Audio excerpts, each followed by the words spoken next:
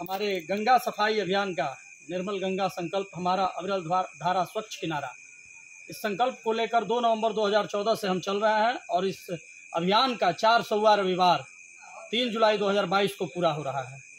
और इस अभियान के इस 400वें रविवार में सुबह में विशेष श्रमदान महाअभियान सुबह 7 बजे से 11 बजे तक का, और शाम में माँ गंगा की भव्य महाआरती रामरेखा घाट बक्सर पर होने वाली है।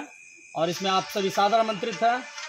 इस अभियान में विशेष श्रमदानी के रूप में, मुख्य अतिथि के रूप में भारत सरकार के केंद्रीय मंत्री श्री अश्विनी कुमार चौबे जी, और विशिष्ट अतिथि के रूप में डॉक्टर भरत पाठक, जल शक्ति मंत्रालय के राष्ट्रीय प्रमुख गंगा विचार मंच का आगमन होने जा रहा है। आप सभी से आग्रह है कि इस विशेष कार्यक्रम में, दोनों कार्यक्रम में, सुबह के श्रमदान अभियान में और शाम के महाआरती में आप सभी सादर आमंत्रित हैं। आप जरूर पहुंचे और माँ गंगा की निर्मलता के संकल्प के सहभागी बने।